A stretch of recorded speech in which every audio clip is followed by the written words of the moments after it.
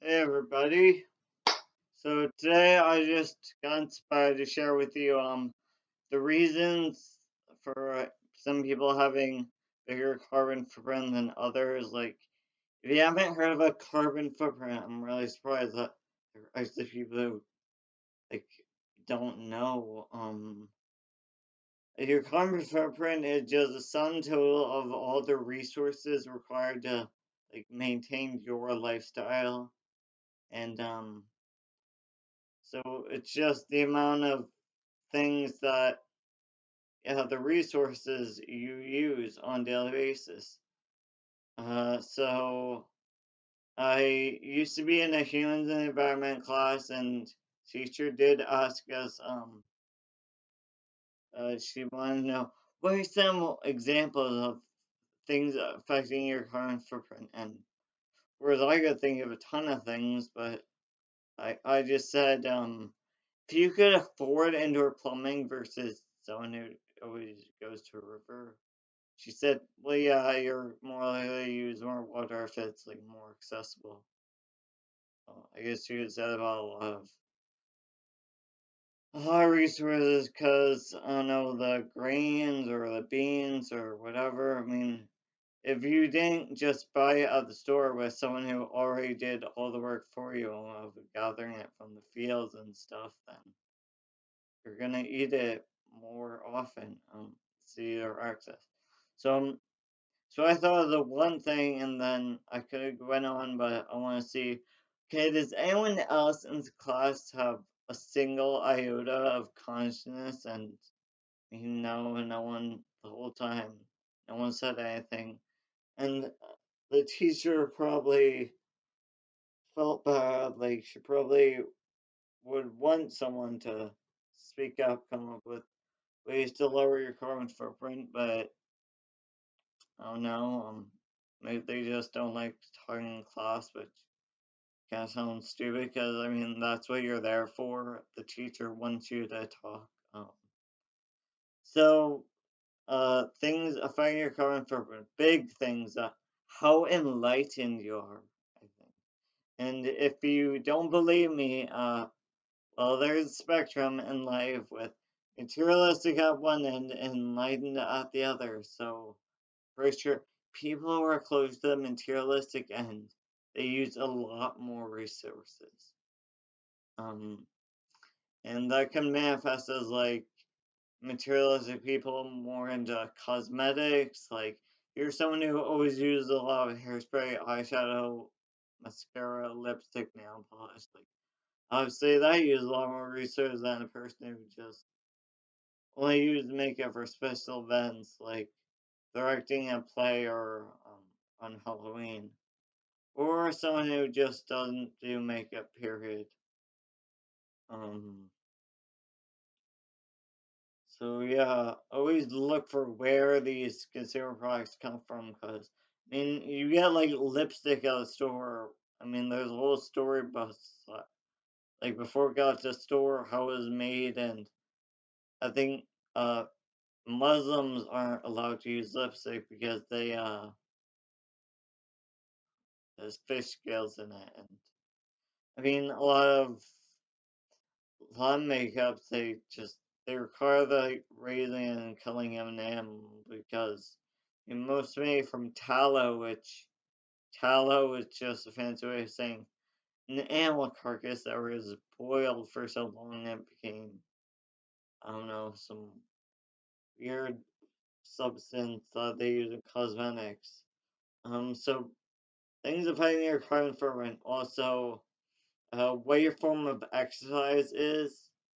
So, like, if you're a person who mostly or only does bodyweight training, like um, running, jumping jacks, squats, tai chi, or yoga, that use a lot fewer resources than if you always or mostly using machines like treadmill, elliptical, or stationary bike.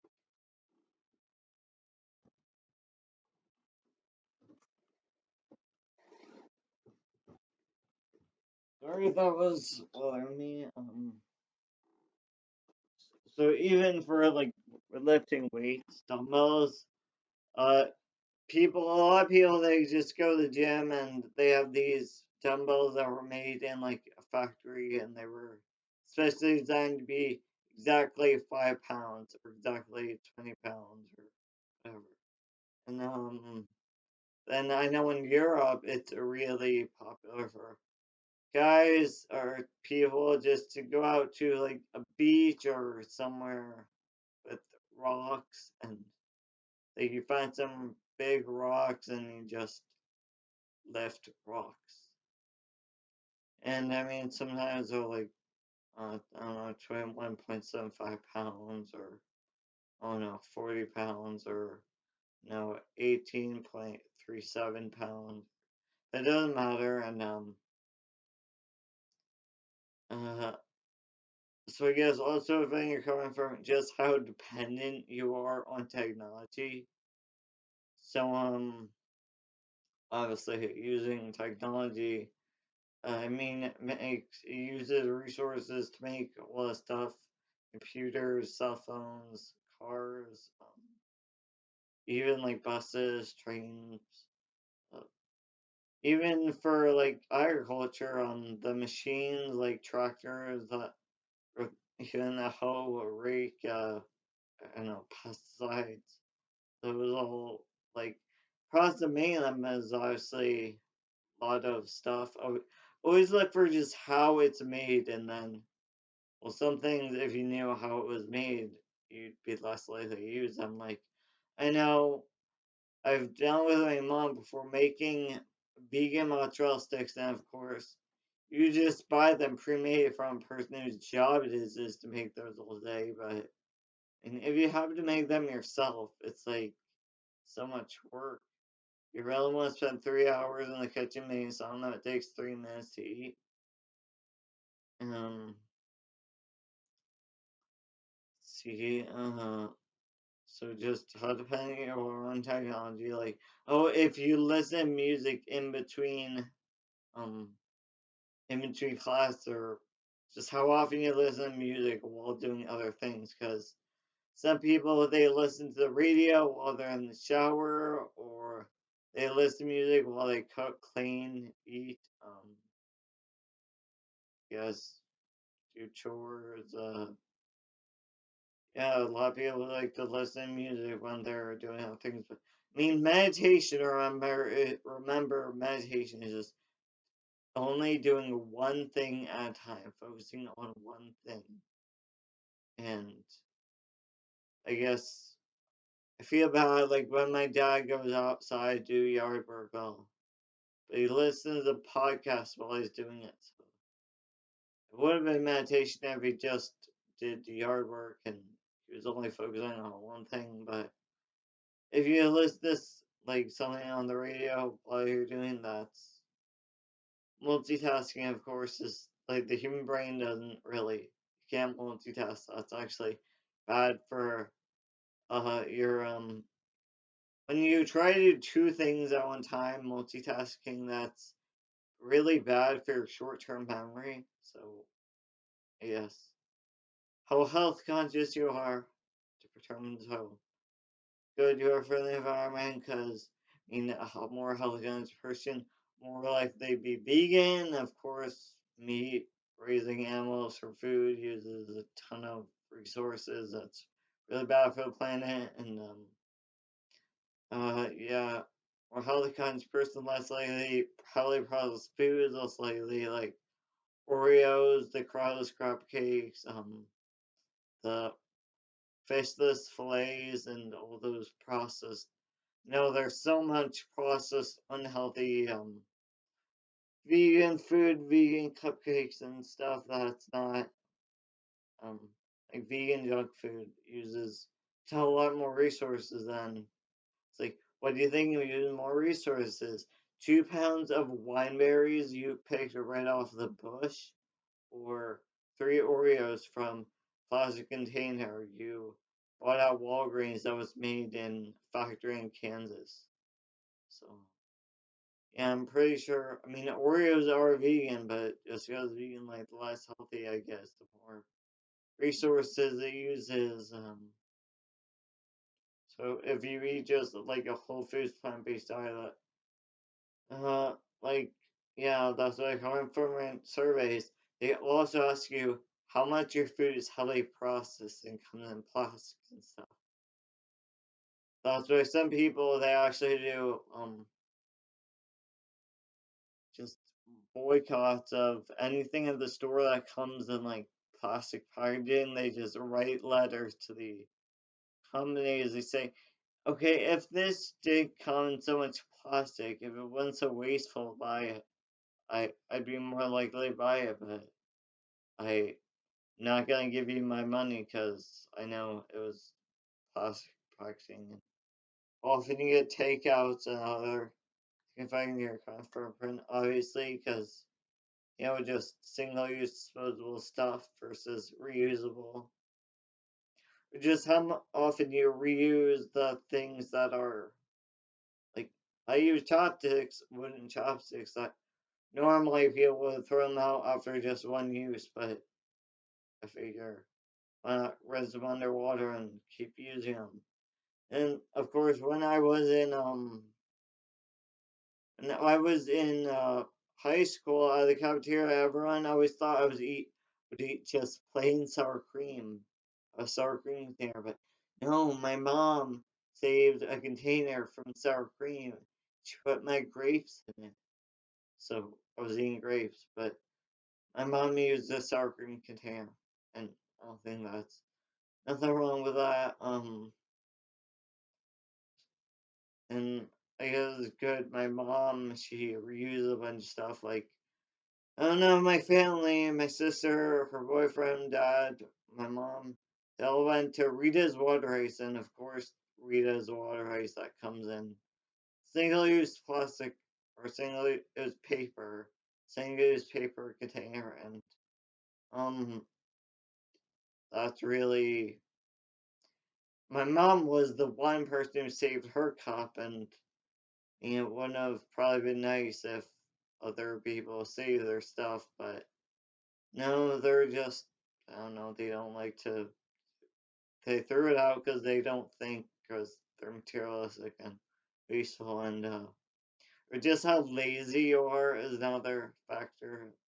Because, like, I used to be in this family, I used to go to dinner with them, and every night the mom, she doesn't want to have to wash dishes, so she got a bunch of plastic, reusable, plastic single use, paper plates, or they'd use plastic utensils, and so a lot of plastic that just throw it out every night, and the next night use the same.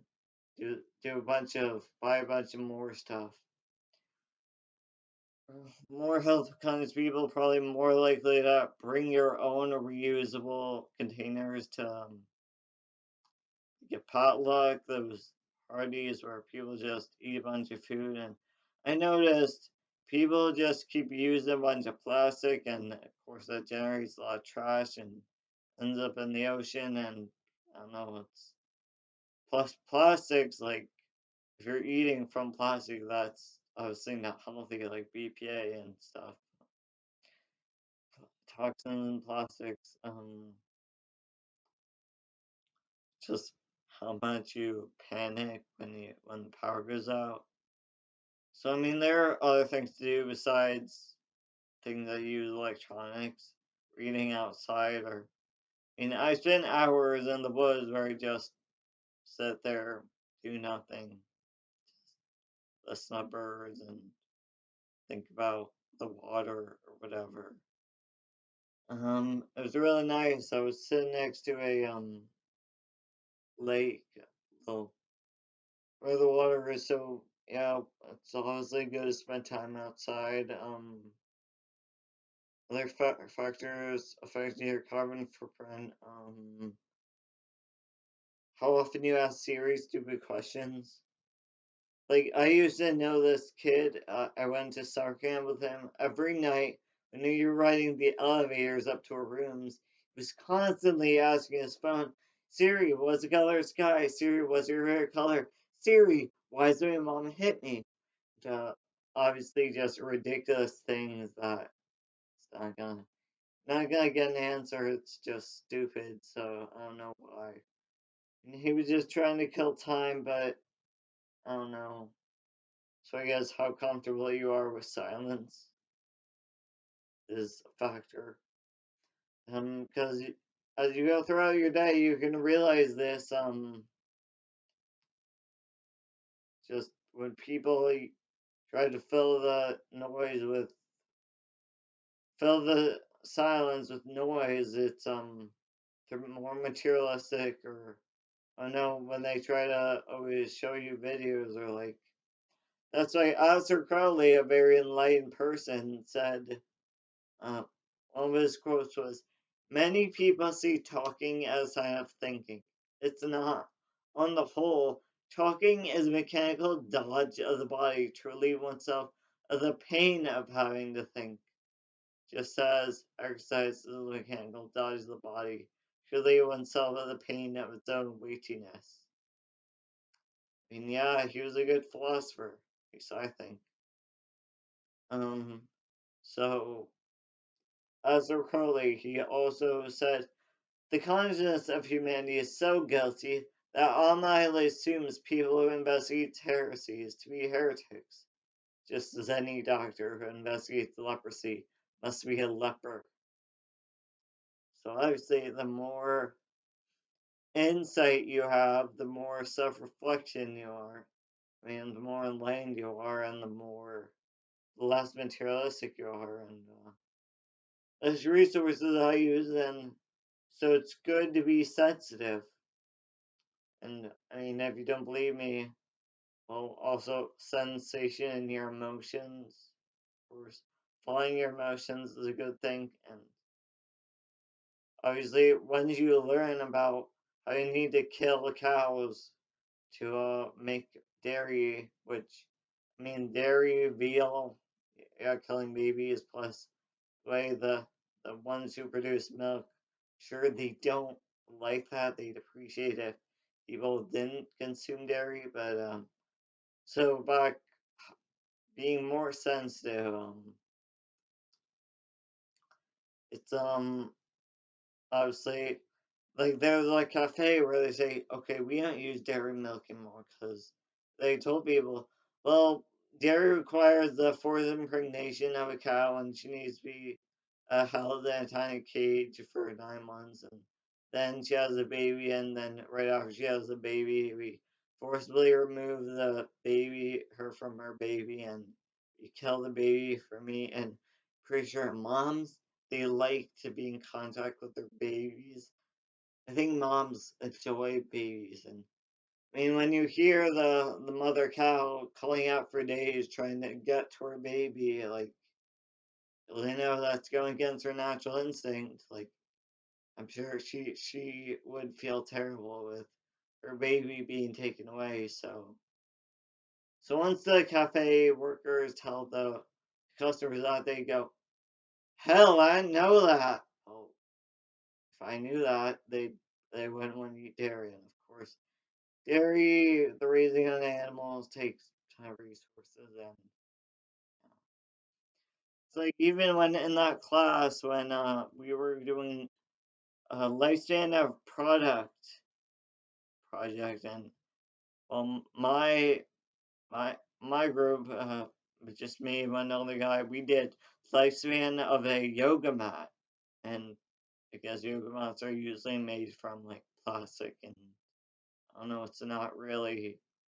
They said it takes a really, really long time for it to biodegrade, and like it can leach out into the soil or whatever, and so it's bad. And I don't know, but then another group did a baseball, and they said it's traditionally stitched with a wool.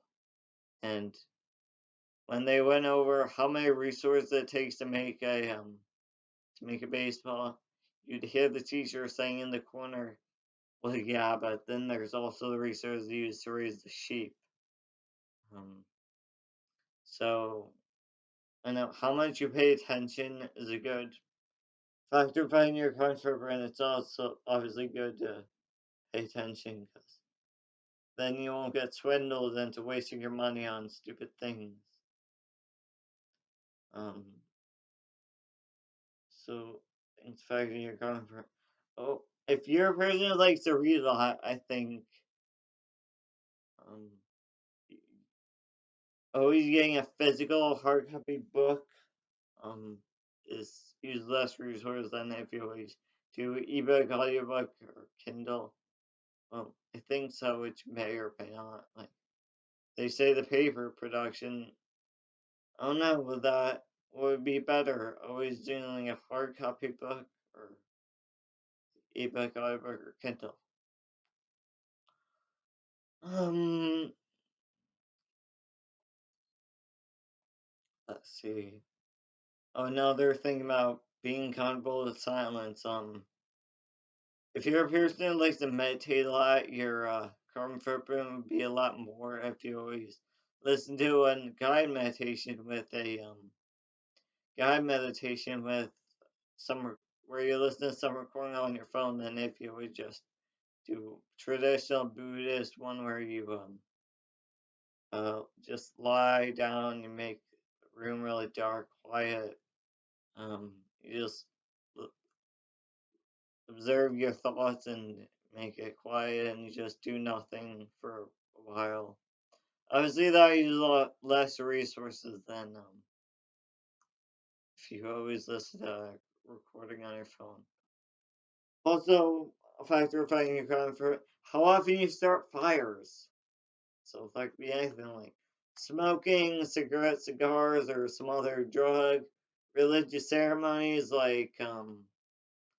religious ceremonies like I know Native Americans they light a ton of fires for um for sweat lodges and everything, and obviously candles and I don't know. Also, how often you start fires fireworks would be they use a ton of resources.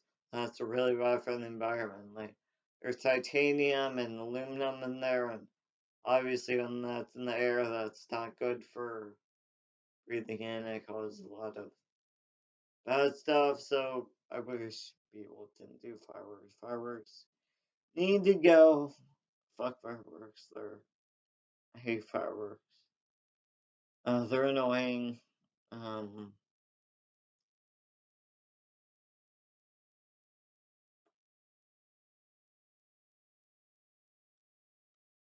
so yeah, just how lazy you are. Like my aunt and uncle, they'd always go out to get ice cream every night at this ice cream place that's not too far. And my aunt walks because it's not far, but my uncle, he drives because he's fat. So I guess not being fat is good for the environment because, fat people, they use medication to cure diseases like, obviously, medication, the pills that pharmaceuticals use. Use more resources to make than if you just eat food as your medicine. Exercise, exercise. Um. So yeah, keep thinking about it, and I hope you learned something. And but yeah, also wanted to say another factor finding current purpose. What your form of entertainment is. Because if you just watch YouTube or Netflix, that obviously uses more resources than if your entertainment is just reading or meditating or doing yoga or, I don't know, playing with your dog, playing fetch with your dog, or, just observe, staring at staring at a fire hydrant that's 20 feet away from you because that's something to make your eyes better and paying attention to your health. Oh, another thing about being health conscious, really healthy conscious people, they don't eat store bought food. They get either things they grew themselves in their backyard or no, they dumpster diving because I know grocery stores throw a lot of things that are still good and they use a lot fewer resources, obviously. how much you care about appearances. Like, because I know a lot of the food that's thrown out, it's just like it doesn't look right for grocery stores to sell it, so they figure, oh, no one's gonna buy it, so oh no, just throw it out. Or like the oranges that are they grow green actually, so they don't. But then sometimes when they're green, they need to spray them with orange dye because they think people are gonna buy them. I think if you're comfortable with eating a green orange, they use a lot fewer resources, obviously. So just eat things in their natural form. That's better. Like if you just your food must like go outside and you walk around in nature, like come up to a wild apple tree and you eat some wild apples, like apples that fell underground, which have been sitting there for a couple days and they have bruises and wild food has not been cultivated for generations and so I guess it doesn't taste as good as like store bought and not as big, but use fewer resources because probably doesn't use like GMOs or pesticides or um yeah, pesticides kill the bees and obviously that's not good and yeah, so stay creative, keep coloring every day, think outside the box, yeah, because or people the majority is always wrong because most people always think in constraints of legal constraints, physical constraints, social constraints, and technological constraints. And obviously, that's why the majority is always wrong. So always try to do the thing that's the least popular. Like, keep an open mind and keep coloring and find your inner child. And I will see you in the future. Oh, in the comments, I want you to say what do you think to use more resources to read online books like ebook, audiobook, or Kindle, or to always get physical hard copy books, maybe paper, because the process of making books, maybe the paper. I don't know. That's up for debate. Let's answer in the comments. Say what do you think. Bye.